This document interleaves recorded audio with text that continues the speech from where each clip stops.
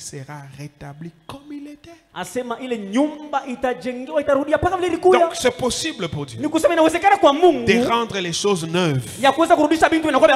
Ah, ce qui a été vieilli, plutôt ce qui a vieilli, ça a été détruit et ça a vieilli. Que ça redevienne neuf dans ta vie au nom de Jésus. Que le don spirituel que Dieu t'avait donné, qui a été détruit par l'ennemi, qu'il redevienne neuf par la puissance de l'onction. Quelqu'un dit Amen. Je prie Dieu ce soir que ce qui a vieilli redevienne jeune au nom de Jésus.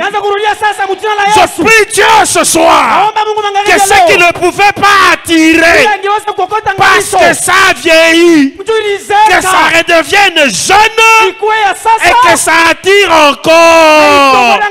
Ah, que ton don spirituel attire encore. Quelqu'un me donne un premier amen. Quelqu'un me donne un deuxième amen. Quelqu'un me donne un troisième amen. Quelqu'un me donne un quatrième amen. Il y a un travail de rétablissement qui se fait dans la vie de quelqu'un. Quelqu'un me donne un cinquième amen. Quelqu'un me donne un sixième amen. Quelqu'un me donne un septième amen. Que ça soit jeune. Que ça redevienne comme c'était. Allons-y, verset 19. Je vais enseigner. Du milieu d'eux s'élèveront des actions de grâce et des cris de réjouissance. Je les multiplierai. Amen. Et ils ne diminueront pas. Amen. Si j'étais toi, j'ai dit Amen. C'est la parole. Alléluia. Alléluia. Je les multiplierai et ils ne diminueront pas. J'établis dans ta vie. Là où tu es arrivé aujourd'hui, tu ne diminueras pas. Ah, je ne sais pas si je parle à quelqu'un. J'établis dans la vie de quelqu'un. Là où il est arrivé, là, il ne va pas diminuer. On attendra que tu tombes, tu ne tomberas pas. On attendra que ça ferme, ça ne fermera pas. On attendra que ça meure, ça ne mourra pas. Là où tu es arrivé, là, tu multiplieras. Ah, quelqu'un dit Amen. Tu multiplieras. L'affaire de diminuer là s'arrête au nom de Jésus. Oh, j'avais un capital, j'ai perdu. Tu ne perdras plus au nom de Jésus. Ah, quelqu'un dit Amen. Ah, c'est la parole de Dieu. Quelqu'un dit Amen. Ah, c'est la parole de Dieu. Quelqu'un dit Amen. C'est la parole de Dieu. Quelqu'un dit Amen. Je les honorerai. Ils ne seront pas méprisés. Je les honorerai. Ils ne seront pas méprisés. Je sens l'onction sur ma vie. Je déclare dans ta vie.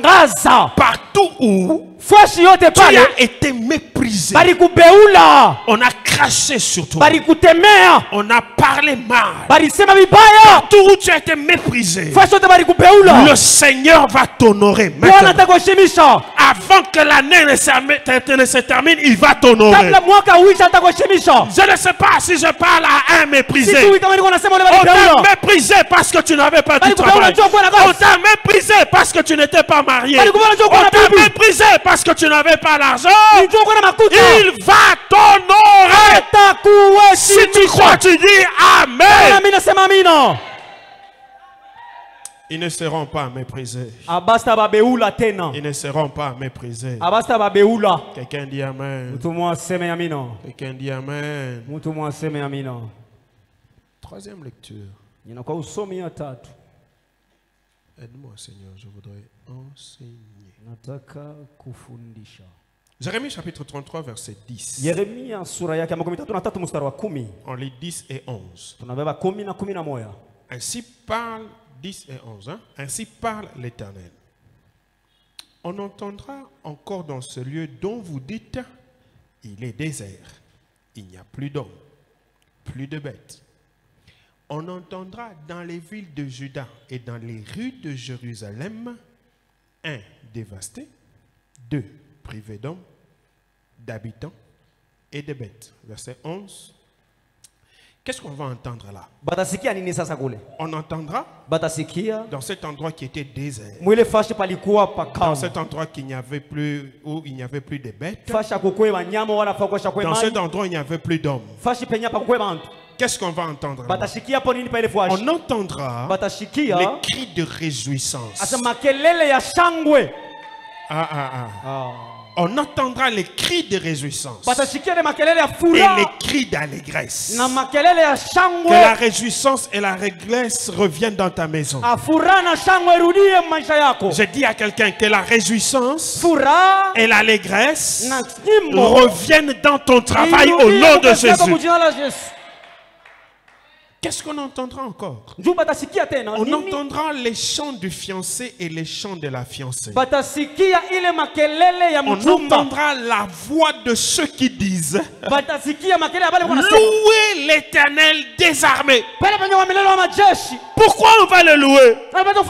Car il est bon et sa miséricorde dure à toujours. Ah, que l'Éternel soit bon pour ta vie au nom de Jésus. Ah, que l'Éternel soit bon pour ta vie au nom de Jésus. Qu'il manifeste sa miséricorde pour toi. Mais on entendra quoi encore? On entendra la voix de ceux qui offrent des sacrifices d'action de grâce dans la maison de l'Éternel. Mais pourquoi on entendra tout ça? C'était un lieu désert. Il n'y avait pas d'eau, il n'y avait pas de bêtes. Mais pourquoi on va entendre? Car je ramènerai les captifs du pays, je les rétablirai comme autrefois, dit l'Éternel.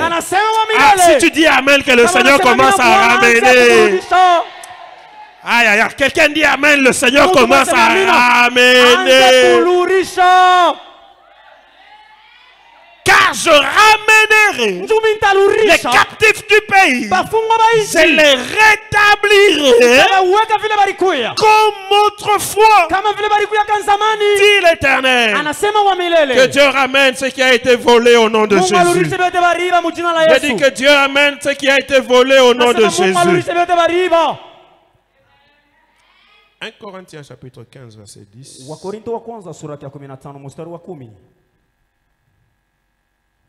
1 Corinthiens chapitre 15 verset 10. Par la grâce de Dieu, je suis ce que je suis. Amen. Et sa grâce envers moi n'a pas été vaine. Loin de là, j'ai travaillé plus que tous, non pas moi toutefois, mais la grâce de Dieu qui est avec moi. Amen. Quelqu'un dit Amen. Quelqu'un dit Amen. Le premier pour et sous un ciel ouvert.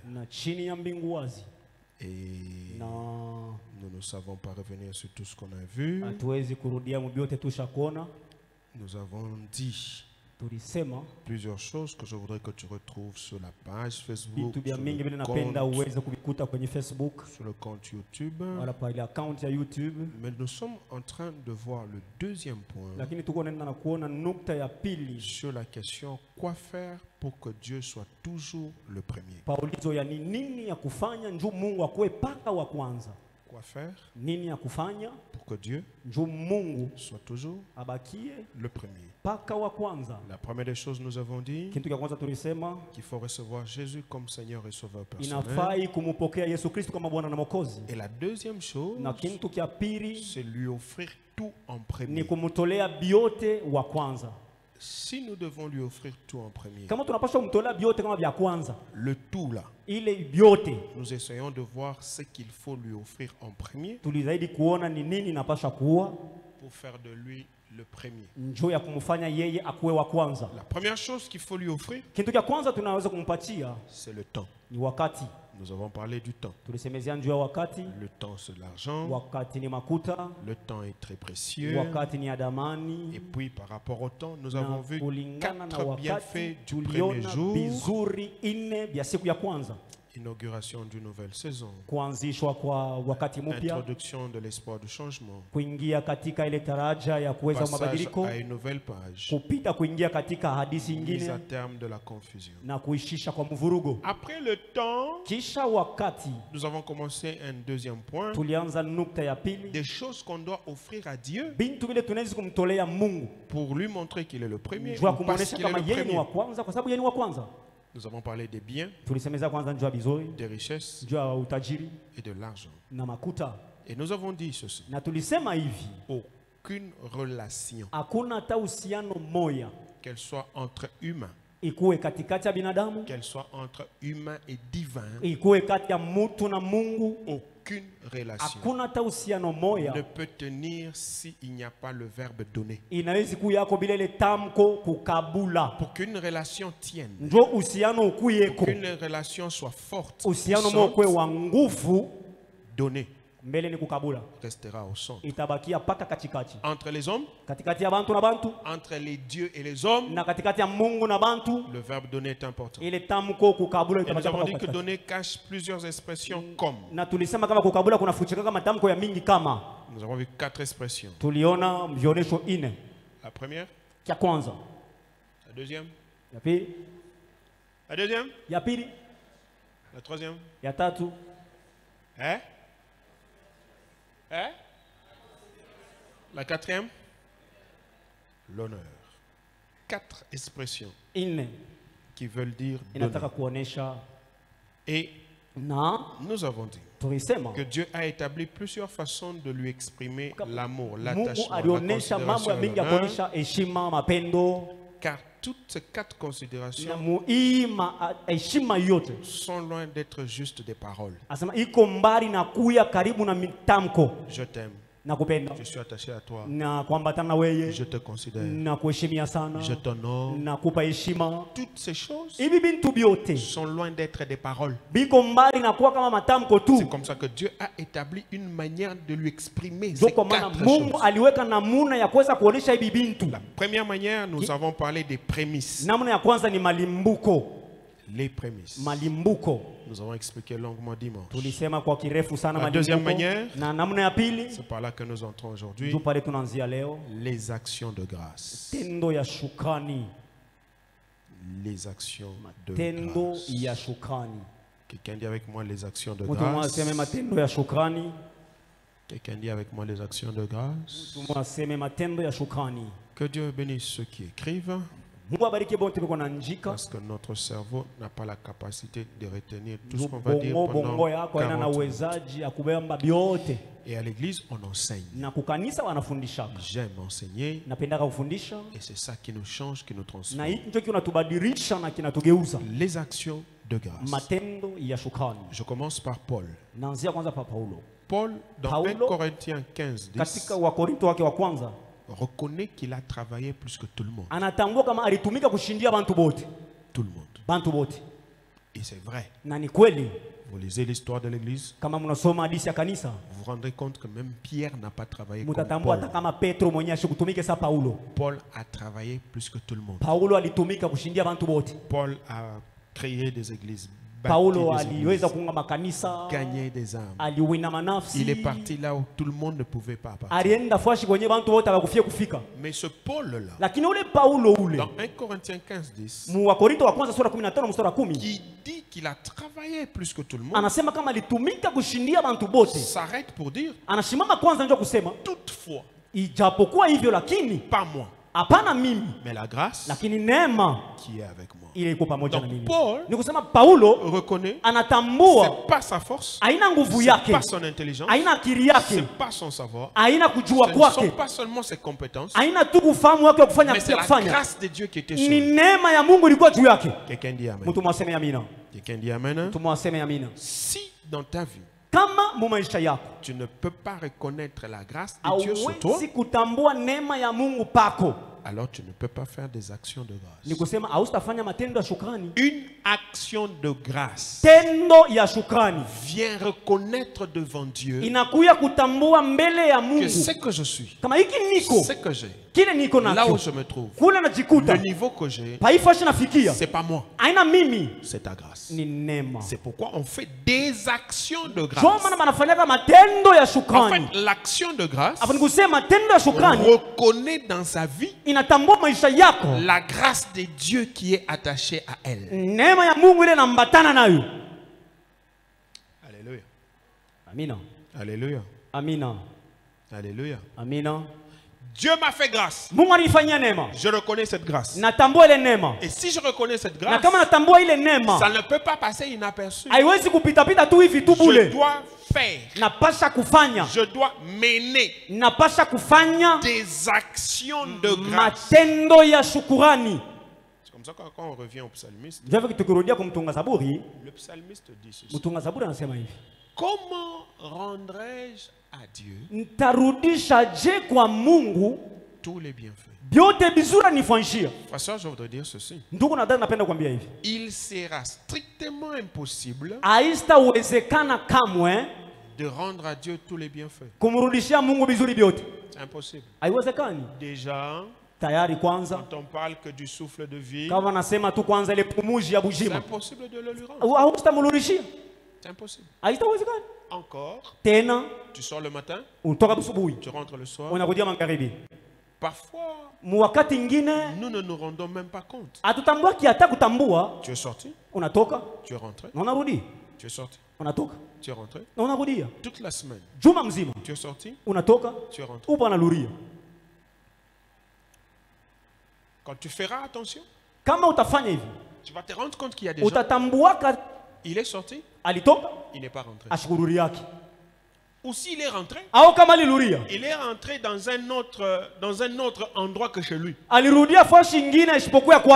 a, il est sorti le matin, mais le soir il s'est retrouvé à l'hôpital. Il a fait un accident. On va parler de quelqu'un qui a fait un accident. Il est sorti le matin. C'est le soir quand il quitte le boulot. Il fait un accident. Il se casse le fémur. Et puis il se casse le tibia. Il ne comprend pas qu'est-ce qui s'est passé. Mais il se retrouve à l'hôpital. On est obligé d'ouvrir, de faire la chirurgie. Mais toi et moi, le même jour là, où lui s'est cassé la jambe, nous sommes sortis, nous sommes rentrés. Qu'est-ce qui s'est réellement passé? C'est pas parce que nous étions plus attentionnés, parce que nous étions très prudents. La vérité, c'est que c'est la grâce de Dieu qui était sur toi. Quelqu'un dit amen. Quelqu'un dit amen. Alors David se pose la question, mais comment rendrai-je à l'Éternel tous ces bienfaits? Dans le verset 16, dans le verset 17, il répond, je t'offrirai des sacrifices d'action de grâce. J'ouvre une parenthèse à nous. Frère, soeur, quel que soit tout ce que nous pouvons offrir à Dieu, tout ce que nous pouvons faire pour Dieu, ça ne peut pas équivaloir tout ce que Dieu a fait pour nous. Quelqu'un dit amen. Quelqu'un dit amen. Ça ne peut pas équivaloir. Le problème de Dieu sur lequel, le problème de Dieu, c'est que chacun puisse reconnaître ce qu'il fait pour lui et qu'il revienne pour faire des actions de grâce. Je reconnais la grâce et je fais des actions.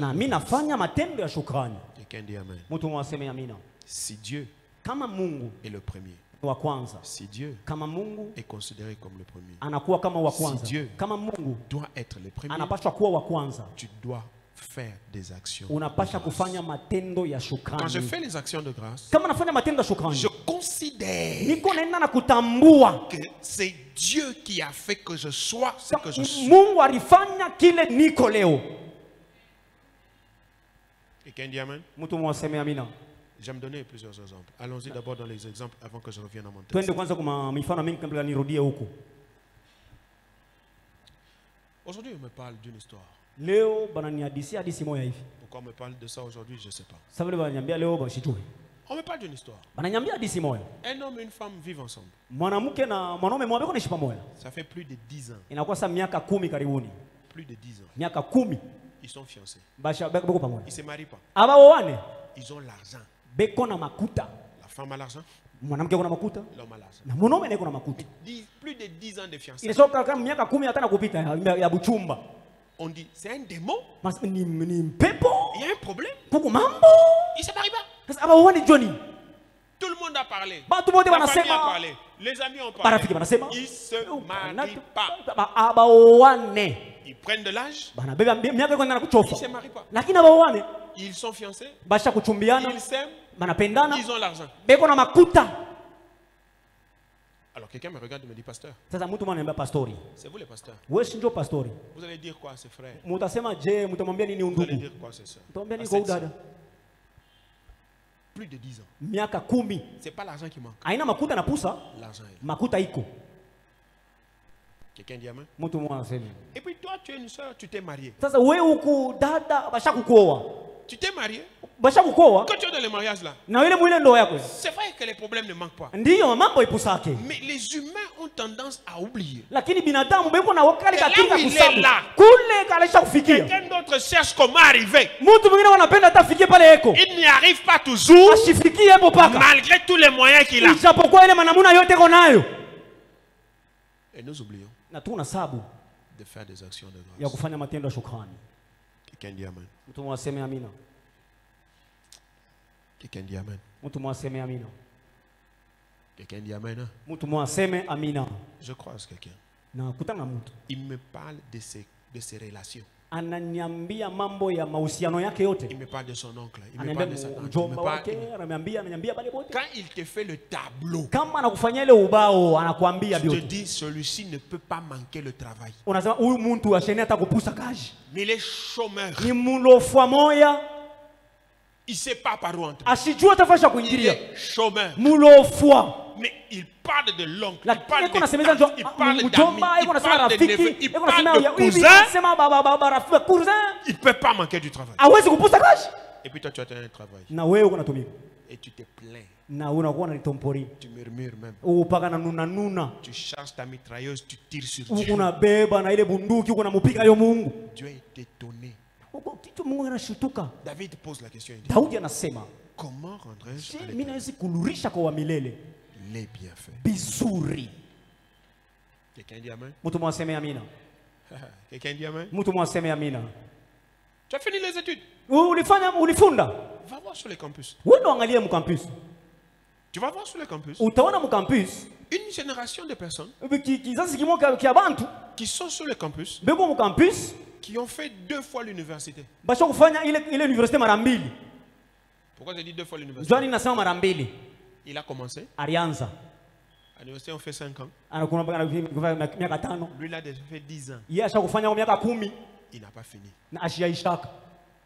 Il continue à étudier. Il est passé d'une faculté à une autre. Ça n'a pas marché. On dirait qu'il y a un démon. Et puis. Il ne finit pas. Les gens sont partis. Ils ont travaillé. Lui, il est toujours étudiant. Toi, tu as fini. Tu te plains. Comment rendrai-je à l'éternel c'est bien fait? Quelqu'un dit amen. Quelqu'un dit amen. Comment? Comment on rend les bienfaits? C'est en faisant des actions de grâce. Alors, une action de grâce est une expression de reconnaissance vis-à-vis de Dieu. Une Une action de grâce tendo ya shukrani est une expression de reconnaissance. Ni alama ya kuonesha kutambua shukrani. Si je veux que Dieu soit le premier kama napenda Mungu akuwe paka wa kwanza wa maisha yangu, si Dieu est le premier dans ma vie, kama Mungu ni wa kwanza wa maisha yangu, je dois faire mes actions de grâce. Napasha kufanya matendo yangu ya shukrani. Je dois être reconnaissant. Napasha kutambua shukrani. Et la reconnaissance n'est pas seulement dans la bouche. Na kutambua shukrani na paka kukinwa. La reconnaissance, ce sont des actes. Kutambua ce sont des actions. Ni matendo ile kunafanya. La grâce est invisible. Elle produit des effets visibles. Lakini neema iko naonesha matokeo ya kuona na les actions de grâce sont visibles. Matendo ya shukrani yanaweza kuonekana. Les actions de grâce ne peuvent pas être invisibles. Matendo ya shukrani hayawezi kuonekana. Je reprends. Narudia.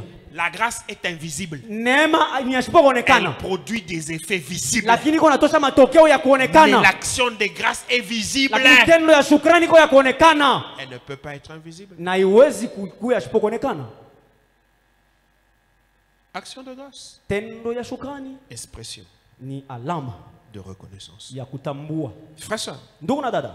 Dieu nous fait continuellement du bien. Mungu wako nenda kutufanyisha bizuri wakati wote. Que ça soit petit. Ikuwe kiloko. Que ça soit grand. Ikuwe ya munene. Évidemment, c'est nous les humains. Ni kweli shi binadamu. Qui déterminons ce qui est grand et ce qui est petit. Zote roho tunasema hii iko kiloko, iko ya mingi. Quelqu'un se réveille le matin. Il trouve que c'est rien. Quelqu'un a passé toute sa journée en bonne santé. Il méprise, il trouve que c'est rien. Il aurait voulu avoir $100,000. Quand il regarde sa vie, il méprise. En fait, Dieu nous fait continuellement du bien par sa grâce. Et il attend en retour que nous puissions reconnaître la grâce. Si Dieu est le premier dans ma vie, si je veux faire de Dieu le premier dans ma vie, je dois reconnaître ce que Dieu fait dans ma vie. Est-ce que tu reconnais ce que Dieu fait dans ta vie? Est-ce que tu reconnais ce que Dieu fait dans ta maison? Il y a des gens, c'est vrai, il n'a pas l'argent. Mais il n'a pas les enfants malades.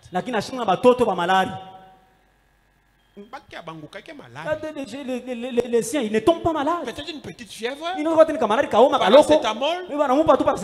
C'est terminé. Mais quand il doit se plaindre, comme il n'a pas l'argent, il oublie. C'est lui. Il n'y a pas les enfants malades.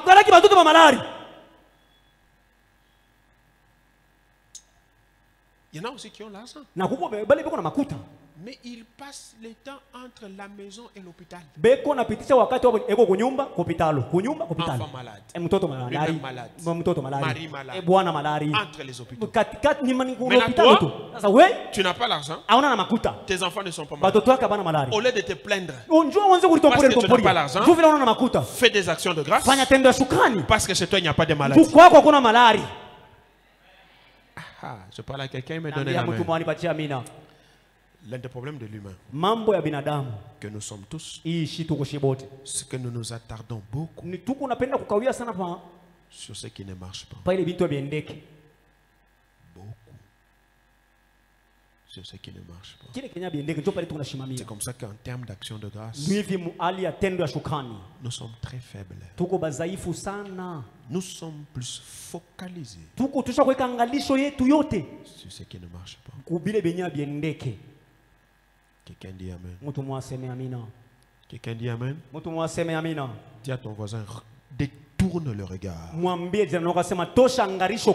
ce qui ne marche pas. Dis à l'autre voisin, tourne le regard sur ce qui marche d'abord. Quelqu'un dit Amen. Quelqu'un dit Amen. Quand les enfants d'Israël arrivent au désert, quand ils sont sortis, ils ont chanté, ils ont dansé. Quand ils ont commencé à marcher au désert, ils ont commencé à manger la manne. La manne aujourd'hui. La manne demain. La manne après-demain. La manne le jour suivant. La manne la semaine. La manne le mois. La manne l'année. Ils ont commencé à parler. Ils Ils ont commencé à se plaindre. Ce que je n'ai jamais compris. Il se plaignait dans un désert où on ne pouvait pas trouver à manger. Mais où eux pouvaient manger.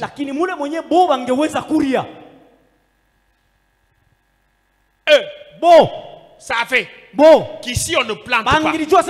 Ici, on ne peut pas moissonner. Mais là où on ne plante pas et on ne moissonne pas, ils mangeaient à leur faim. Mais là, ils ont commencé à murmurer. L'humain. Quelqu'un dit amen. Pourquoi? Parce que l'humain se tourne toujours sur ce qui ne marche pas. Ce qui marche, il oublie. Il est prêt à maudire Dieu. Pour ce qui ne marche pas, il n'est pas prêt à bénir Dieu. À faire des actions de grâce pour ce qui marche. L'humain considère toujours que ce qui ne marche pas pèse plus que ce qui marche.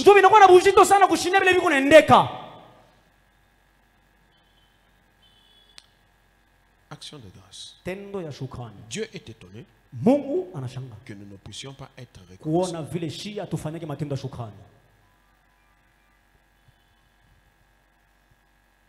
Mais maintenant écoute.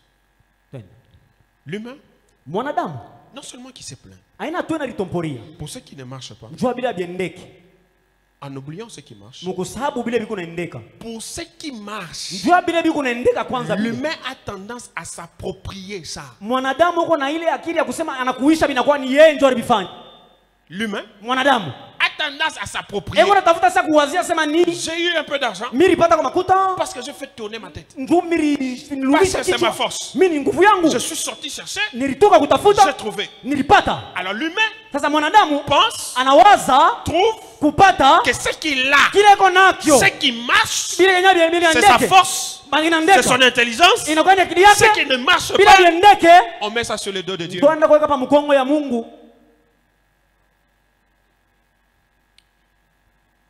En établissant les actions de grâce, Dieu brise deux choses. Deux choses. En établissant les actions de grâce, Dieu brise deux choses. La première des choses que Dieu brise, c'est l'oubli de la source. L'oubli de la source et des origines. Quand je parle des origines, je vois le commencement et le parcours. En établissant les actions de grâce, Dieu brise chez nous les humains, chez nous son peuple, l'oubli de la source. Frère, quand tu oublies d'où te vient tout ce que tu as, tu deviens ingrat. Tu ne peux plus être reconnaissant. Quand tu oublies que là où tu es arrivé, c'est la grâce de Dieu, tu ne peux pas faire des actions de grâce. Dieu brise l'oubli. Est-ce que vous avez remarqué? Tout humain que nous sommes, nous nous rappelons plus de mauvaises choses que de bonnes choses. L'humain est rancunier. Un rancunier, quand il t'a demandé par exemple $100, tu lui as donné. Le jour où il vient te demander encore $50, tu ne lui donnes pas. Il oublie que tu lui avais donné 100. Il retient que tu ne lui as pas donné 50.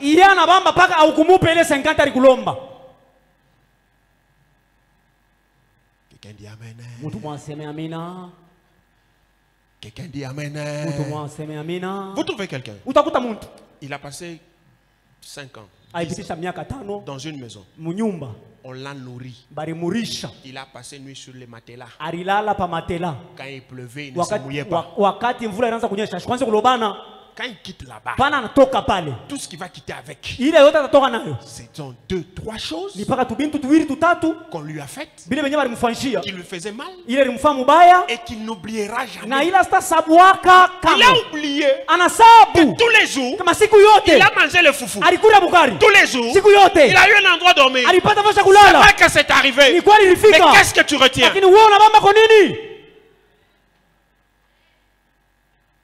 Quelqu'un dit amen. Non, j'ai vécu chez ma tante. Elle m'a fait beaucoup souffrir. D'accord. Elle n'a rien fait de bon. Elle n'a rien fait de bon. Et c'est ça Dieu. Briser l'oubli. Il dit à son peuple, vous me donnerez des sacrifices d'action de grâce. Pourquoi il impose ça? C'est pour que le peuple se souvienne toujours que ce que j'ai ici, ça me vient de Dieu. Ça me vient de Dieu. Quand tu oublies la source, tu penses que c'est toi la source. Oh frère, intelligent tu es. Les relations tu as. Sortir le matin, c'est toi qui es sorti. Chercher, c'est toi qui as cherché. Souviens-toi toujours qu'au-delà de ça, il y a Dieu qui t'a donné ce que tu as. Non, donne-moi un amen très fort. Donne-moi un amen très fort. C'est comme ça qu'il dit à Israël. Deutéronome chapitre 32 verset 18. Deutéronome 32 verset 18. Tu as abandonné le rocher qui t'a fait naître. Tu as oublié le Dieu qui t'a engendré. Amen. En fait, Dieu a un problème avec l'oubli. Il a un problème avec l'oubli. Dieu s'irrite quand on oublie. C'est comme ça que quand vous lisez l'histoire du peuple, vous allez vous rendre compte que Dieu a établi des fêtes. Il a établi des cérémonies qui devraient passer de père en fils, de fils en petit-fils, juste pour qu'on n'oublie pas. Un jour, ils traversent le Jourdain. Il leur demande de bâtir un monument dans les Jourdains. Il leur dit, quand vos enfants vont poser la question, dites-leur. Ça veut dire que Dieu, même quand les temps passent, même quand les générations passent, il déteste l'oubli. Mais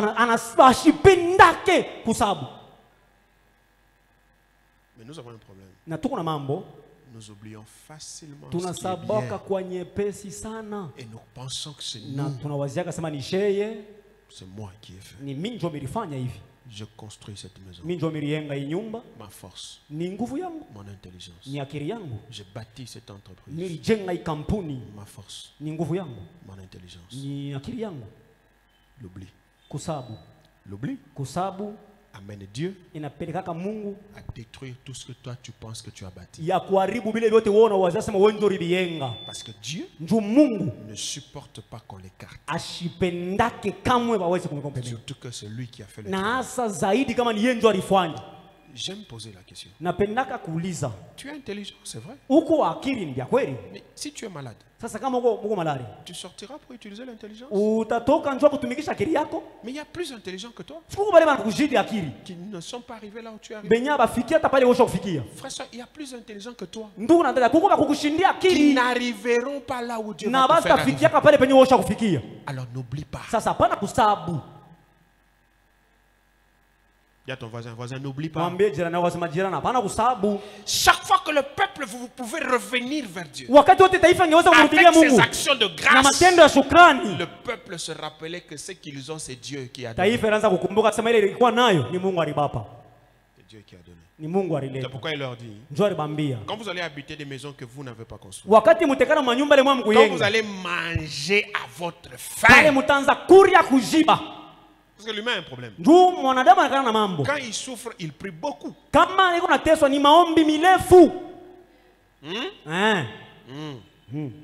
il souffre, il prie. Il jeûne. Il est dans les montagnes. Quand il commence à avoir un peu, on va raconter l'histoire de quelqu'un. Tellement souffert au campus. Il a fini les études. Il a eu un véhicule un jour. Malheureusement, heureusement. Le véhicule qu'il avait eu là, c'était un véhicule avec télécommande. Clé électronique. Quand il arrive à l'église, il parque le véhicule. Il commence à marcher. Il part d'abord loin. Quand il arrive loin là, il tourne. Tout le monde le voit. Il fait tchaka.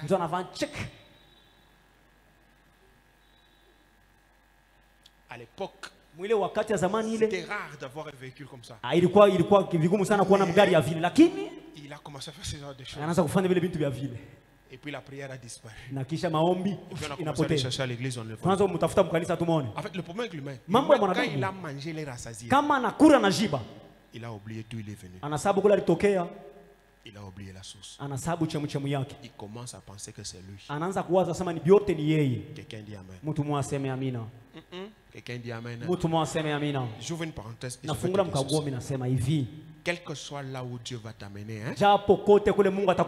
quel que soit le sommet que tu toucheras, quel que soit l'argent que tu auras, souviens-toi que la source c'est Dieu. Quelqu'un dit amen? Souviens-toi que la source c'est Dieu. En établissant les actions de grâce, Dieu brise l'oubli. Il refuse que l'humain oublie que c'est lui la source. Il refuse que l'humain oublie son parcours. L'histoire ne s'oublie pas. D'où tu viens, on n'oublie pas. Quand tu étais faible, on n'oublie pas. C'est pourquoi on doit rester humble devant Dieu et faire des actions de grâce. L'humain oublie le parcours. Il a envie d'effacer l'histoire. Non. Tu n'effaces pas. Tu fais des actions de grâce. Moi, j'ai dormi affamé. C'est comme ça que je ne supporte pas trop que quelqu'un me dise qu'il a faim. Il a dormi affamé 2 jours, 3 jours. Dormi affamé. Je me rappelle une fois à la maison, on a fait 1 semaine. Sans manger. On n'en a pas. Votre papa sort. Il rentre. Il n'a rien. Ce que nous on faisait, c'est par la foi. Quand on arrive à 18h19, il n'est pas encore rentré. On met une casserole de feu. On met une casserole d'eau au feu. On se dit, dès qu'il arrive, il déjà le foufou de la farine, allez, on malaxe. Mais il est arrivé des semaines où il pouvait arriver. Quand vous êtes au salon, vous avez déjà fini la prière en famille. Vous avez chassé les démons. Vous avez proclamé la victoire. Vous avez prié, Seigneur, bénis notre Baba, qu'il ramène à manger. Et puis quand vous entendez tout le monde se relève. Il ouvre la porte. On lui ouvre la porte. On lui dit bonsoir. Nous ne regardons pas les visages. Nous contrôlons les mains. Dès que vous voyez qu'il n'y a pas de sachet, il n'y a rien.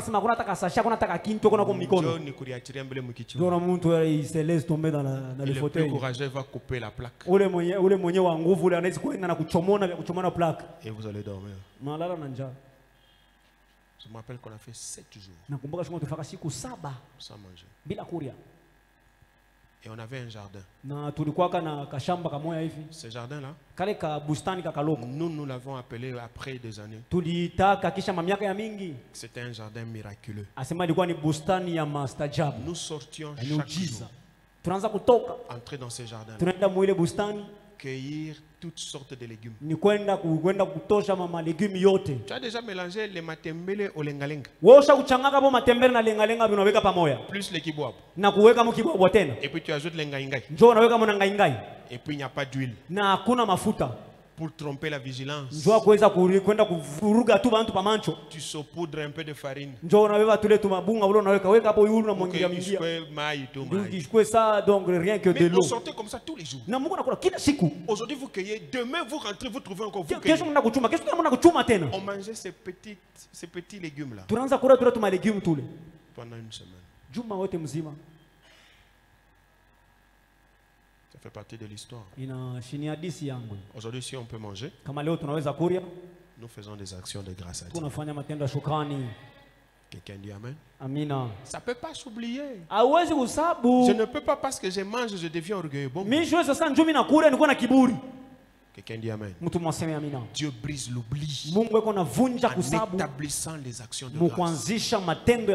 Il brise l'oubli de la source. Il brise l'oubli du parcours. Là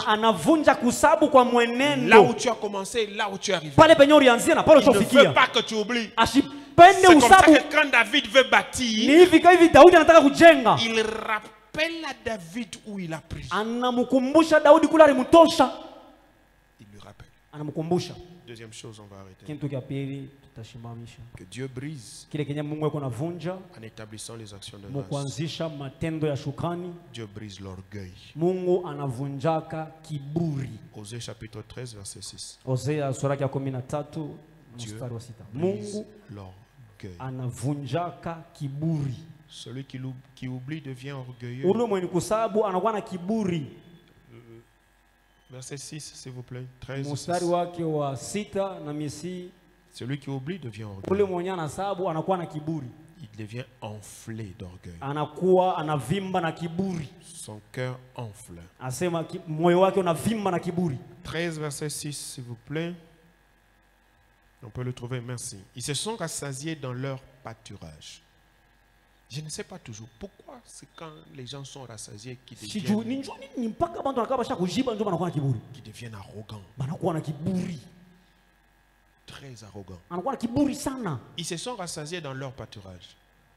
Ils se sont rassasiés et leur cœur s'est enflé. C'est pourquoi ils m'ont oublié. Quand Dieu établit des actions de grâce, il nous ramène à la source, mais il brise l'orgueil. Celui qui sait faire des actions de grâce sait rester humble devant Dieu. Celui qui sait faire des actions de grâce sait rester humble. Celui qui ne fait pas des actions de grâce est un orgueilleux. Il est enflé d'orgueil. Il a oublié sa source. Il a oublié son parcours. Et ça, Dieu déteste. Il ne supporte pas. Dans les biens, les richesses et l'argent, Dieu a établi les prémices et il a établi les actions de grâce. Et en termes d'actions de grâce, quand tu verras quelque chose de bon t'arriver, apprends à faire des actions de grâce. Dans la plupart des cas, nous trichons. Nous dribblons. Nous volons. Nous ne faisons pas des actions. Dimanche, je vais revenir pour donner les avantages, pour dire comment on fait ces actions. Mais on retient que Dieu brise l'orgueil. Dieu brise l'oubli en établissant les actions de grâce. Parce qu'une action de grâce est une reconnaissance. Si tu n'es pas reconnaissant, tu n'iras pas loin. Que ce soit avec les hommes. Que ce soit avec Dieu. Si déjà pour un humain, quand il te donne quelque chose, tu ne dis pas merci. À combien plus forte raison Dieu? Quand il te donne quelque chose, quand il te fait du bien, il voit que tu ne peux pas être reconnaissant. Sous un ciel ouvert, la reconnaissance peut produire plus qu'un sacrifice. Écris cette phrase. C'est la dernière. Sous un ciel ouvert, quand le ciel t'est favorable, la reconnaissance peut produire plus qu'un sacrifice. Parce que Dieu tient à ce que l'humain reconnaisse ce qu'il a, ce qu'il a vécu.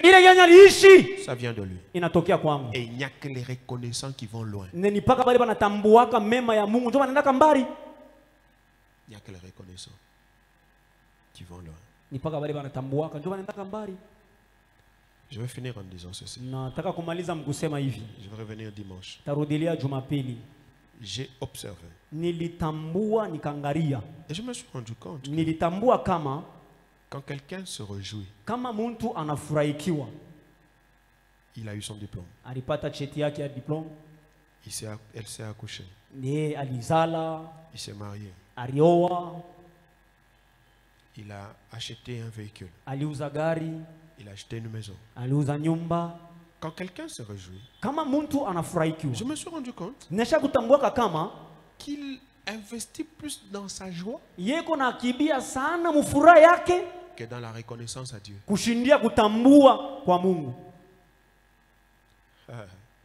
C'est choquant. Mais j'enseigne et j'explique.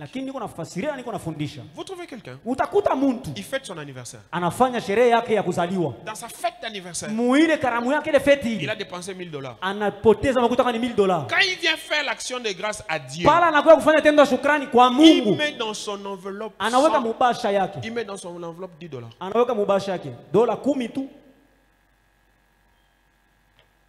Il écrit, je rends grâce à Dieu. Et puis action de grâce, $10. Tu es un voleur. Tu es un voleur. Là, ce n'est pas la reconnaissance. Les humains investissent beaucoup dans leur joie,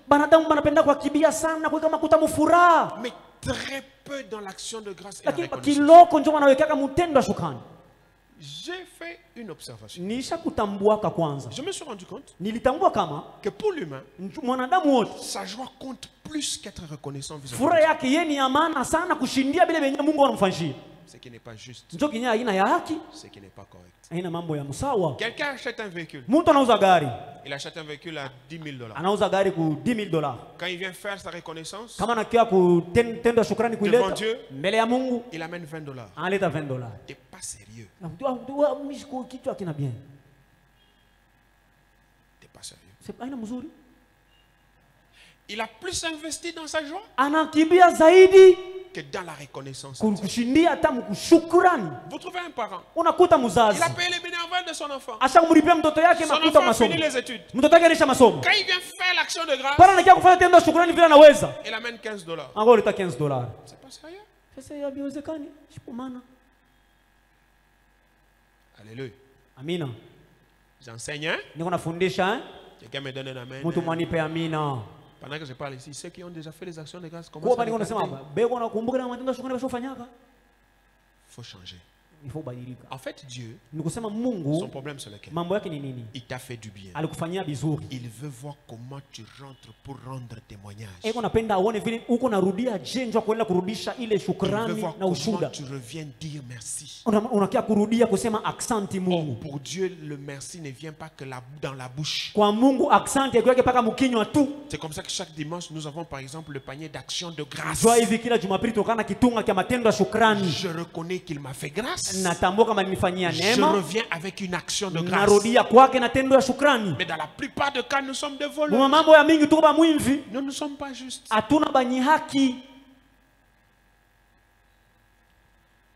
J'ai appris du Seigneur à faire un peu plus attention quand je me fais du bien et quand je réponds à l'appel de Dieu. Quand je me fais du bien, quand je fais du bien à ma maison, et quand je dois faire mes actions de grâce. C'est-à-dire que personnellement, chaque dimanche, j'ai fixé un montant qui ne descend jamais pour faire les actions de grâce de chaque dimanche. Et chaque dimanche, je fais un effort de dépasser encore. Parce qu'il faut rester juste devant Dieu. Quelqu'un dit Amen. Quelqu'un dit Amen. Amina. Quelqu'un pour son anniversaire achète une robe de $400. Il vient faire l'action de grâce avec $20. C'est pas juste. Tu n'es pas reconnaissant. Ce que tu fais en fait, tu envoies un message à Dieu. Tu es en train de dire, je me fais du bien parce que c'est moi la source. C'est moi la source. C'est comme ça que c'est moi qui ai droit à la grosse part. C'est ça le message que nous avons. Quelqu'un dit Amen. Quelqu'un dit Amen. Quelqu'un dit Amen. Dimanche, je reviens. Et on va finir sur les actions de grâce. Ferme tes yeux. Je veux que tu regardes bien ta vie. Combien de choses Dieu a fait? Et pour combien de choses toi tu as fait des actions de grâce? Ce soir, je veux que nous soyons humbles devant Dieu. Seigneur, pardonne-moi pour toutes les fois que j'ai été ingrat. Pour toutes les fois que je n'ai pas reconnu la source. Je veux que tu pries, que tu dises, Seigneur, pardonne-moi pour toutes les fois que je n'ai pas reconnu la grâce.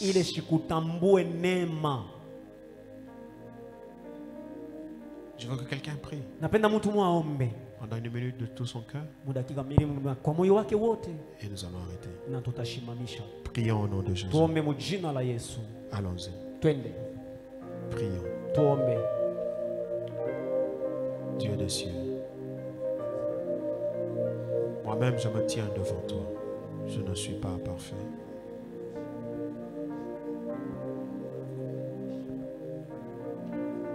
Tu me disais, tu fais continuellement pour nous des choses.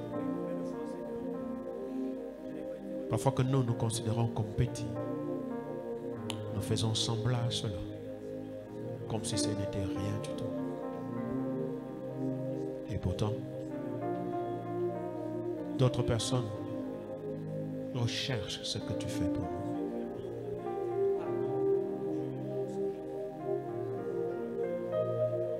J'implore grâce et miséricorde sur ma vie, sur la vie de chacun d'entre nous, sur la vie de l'Église. Pour toutes les fois que nous avons été ingrats, pour toutes les fois que nous n'avons pas reconnu la grâce, pour toutes les fois que nous avons méprisé cette grâce, pour toutes les fois où nous avons trouvé que c'était nous la source, nous avons plus voulu nous faire du bien que revenir auprès de toi, Seigneur. J'implore miséricorde sur ma vie et sur la vie de chacun d'entre nous, Abba Père. Pardonne-nous et aide-nous à être reconnaissants. Deuxième prière. Demande au Seigneur un cœur reconnaissant. J'ai observé et je me suis rendu compte qu'il est difficile à un homme d'être reconnaissant par des actes, des actions. Il est facile pour lui d'être reconnaissant par la bouche. Un cœur reconnaissant moyo wa shukrani est un cœur non seulement qui parle, ni moyo haina tu iko nasema qui agit aussi. lakini ni moyo uko natenda pia. C'est pourquoi on appelle ça action de grâce. Ndio kwa maana banaita tendo ya shukrani. Je veux que tu pries. Napenda uombe. Que tu dises Seigneur, umwambie Bwana, donne-moi un cœur reconnaissant. Unipe moyo wa shukrani. 1 minute encore. Dakika moja tena. Au nom de Jésus. Kama jina la Yesu. Est-ce que tu peux prier? Eti unaweza kuomba. Donne-moi un cœur reconnaissant. Unipatie moyo wa shukrani. Y a-t-il quelqu'un qui parle? Tuko kwa mtu mweko naomba? Y a-t-il quelqu'un qui prie? Kwa mtu mweko naomba? Donne-moi unipatie un cœur reconnaissant. Moyo wa shukrani. Je veux un cœur reconnaissant. Je ne veux pas dire seulement merci. Non, Seigneur. Je veux un cœur reconnaissant. Je veux un cœur reconnaissant. Pas seulement en parole, Je veux un cœur reconnaissant. En parole, mais aussi en action. Je veux revenir avec des actions de grâce. Je veux être reconnaissant. En public comme en cachette, en privé comme en public. Seigneur, je veux un cœur reconnaissant. Quand tu regardes sur la terre, que tu trouves chez moi la reconnaissance. Rends-moi capable. Abba Père, merci pour ta parole qui est une lampe qui nous éclaire. Aide ce peuple et moi-même. Aide l'Église et moi-même à être toujours reconnaissant. Amen. Pas par la bouche seulement, mais par des actes. Amen. Par des actions de grâce. Tu veux nous voir revenir dans ta maison. Pas seulement avec un merci, pas seulement avec une danse, une joie, mais avec des actions de grâce. S'il te plaît, Père, fais-nous grâce. Aide à chacun de nous de posséder en lui un cœur reconnaissant. Que cette Église ait un cœur de reconnaissance. Nous en avons besoin, Seigneur. Nous refusons d'oublier. Non, Père. Pas d'oublier, Seigneur. Tu as guéri les enfants, on oublie. Tu as donné l'argent, on oublie. Tu as épargné d'un accident. Non, Seigneur, nous refusons d'oublier. Nous voulons être de ceux-là qui savent revenir auprès de toi pour des actions de grâce. Merci, Père. Cette parole produise au-delà de notre imagination dans nos vies. Et quel que soit le lieu, nous serons dans ce monde. Que nous puissions nous attacher à la reconnaissance. Bénis nos offrandes ce soir. Bénis notre chemin de retour. S'il te plaît, Seigneur, bénis notre culte de demain, de dimanche. Ramène-nous nombreux à tes pieds pour louer et adorer ton nom, mais aussi pour écouter ta parole. Instruis-nous, éduque-nous, enseigne-nous, Seigneur. Corrige-nous, Seigneur, pour que nous soyons toujours meilleurs. C'est dans le nom de Jésus que nous avons ensemble prié. Nous disons tous Amen et nous acclamons le Seigneur. Amen. Nous acclamons sa parole. Est-ce que quelqu'un peut acclamer le Seigneur? Est-ce que quelqu'un peut acclamer sa parole? Est-ce que quelqu'un le fait très bien? Acclame la parole du Seigneur. Merci, Seigneur. Merci, Seigneur. Amen. Tu peux t'asseoir, tu prends ton offrande. Dimanche 9h.